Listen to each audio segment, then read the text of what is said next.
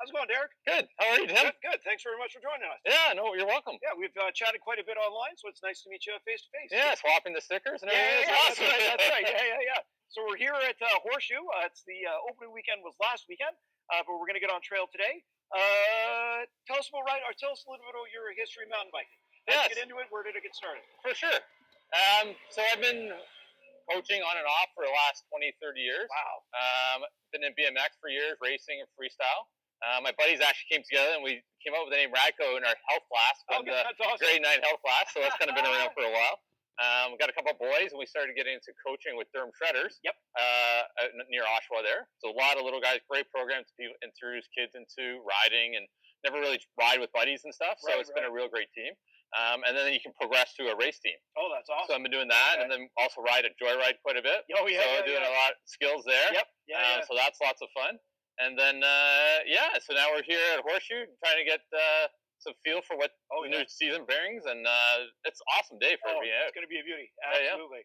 So you mentioned BMX. It seems to me like a lot of guys of a certain vintage started off with BMX because there weren't mountain bikes really back then, right? That's right. So what do you think the advantage, if any, there is of starting off in mountain biking and then starting off in BMX and then going to mountain biking? Is there any advantage to that? Yeah, absolutely. And I think, my boys are a perfect example. They started riding at Joyride. They came from motocross background, so a little bit different, but that kind of fixes the fear. Yeah, yeah. But then they got into BMX, and at 7, been riding at Joyride for, 10 years now. Wow, okay.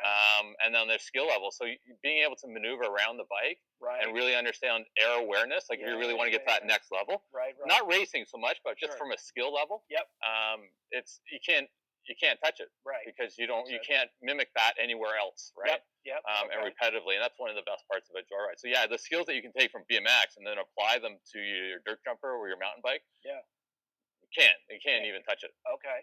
And if you've been doing this for 20, 30 years, mountain biking has changed quite a bit. Oh yeah. This is a big question, but how has mountain biking changed? Well, I remember back in the days. I have my old mountain cycle. If you guys remember that one, we had about 100 mil of travel, and it was just full sand, and it was just hardcore. No real man-made features. It wasn't really it was just more of a hiking trail per se. Yep. And it was just who can ever get down the fastest. So the bikes have really changed that. Yeah. They're safer. The trails are more groomed for mountain biking versus just a hiking trail. Yep. So that's the biggest change. Yep. Dedicated trails, right? Yeah, absolutely dedicated trails. You get the right tool for the right job. Right, and then we just want to do it faster and faster, right?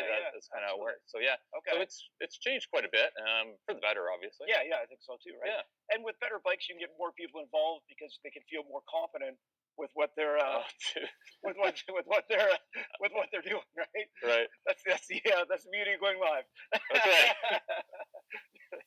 Keeping it clean here at Horseshoe. There we go. Man doing his job. I love it. Okay, so Radco you guys came up with the idea in grade 9 health class, I think. Yeah. So how did it grow over the time? So you didn't start, a mountain bike instructional. No. We actually we're a freestyle team. Okay. And there was 4 or 5 of us that kind of worked together, and then kind of got kids and family and life in school, so everything kind of dies out a bit. Yep. And then I got 2 boys. And as soon as they came old enough to ride, which I think was like 6 months out of the womb, we built some ramps and got into motocross a little bit. That's awesome. And then then we kind of came back, and as they got older, we got into mountain biking as a family. Yep. So my wife actually did I think it was Fly Girls here way back. Okay. She got into downhill mountain biking a little bit because I did that. Yep. And one boy really loved downhill. Yep. My other one really liked racing. Right. So then we kind of just expanded and more. And then we started talking to friends, and because of the background and having ridden so much, it was like, oh, can you teach us some of the little tricks, little things, right? Yep. And it just grew and grew. And now all my coaches are certified. And I'm NCCP facilitator as well. Okay. So I can coach coaches and train them to be certified for Durham Shredders. So I do that as well. All right. It's just continuing to grow, and it's been awesome. So you're in the Durham area. What are the trails like out there? Most of Ontario is kind of cross country. Yeah. Sort of up and down. But how would you describe it? For sure. Yeah. I would say it's intermediate to maybe advanced in some of the areas, but Okay. very fast flowy. Yep. If you ever been to Durham Forest, it's a fast flowy little area. Yeah, so the only place I've been to in that whole spot is Dagmar, Mhm. which was super fun. Yeah. I don't even know if that's what it's actually called, but you kind of Yeah, park at the bottom of that's Dagmar ski hill and then right up through the field. Yeah. So in there, and then I rode the Wednesday night race series, the Woody's. Yeah, with Corey. Corey Purchase. Yeah. Their kickoff race. The name of it escapes me now.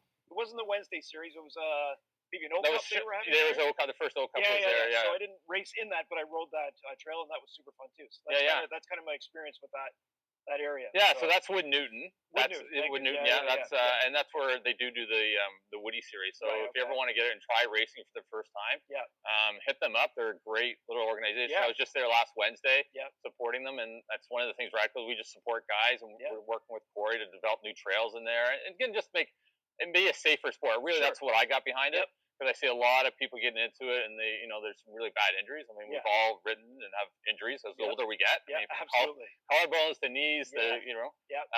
So that's why I thought, there's a real need to really focus on safety. Sure.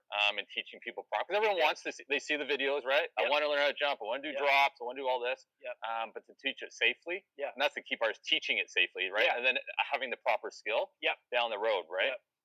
So that's and really that progression, right? Mountain biking is so much about for sure progression. Start small or don't start at all. Right. My Yeah. About it, right? Yeah, it's that's one of my biggest things, is progressing. When we have jumps, that they're very progressive, and that's one of the things that we're going to look at today. Yeah. I mean, Horseshoe has some great progressive jumps. They got some great drops to learn on. Yeah. And then you can take it, and also when you apply that skill to it, it makes you such a better and safer rider. Oh, right? Absolutely. Yeah. Absolutely.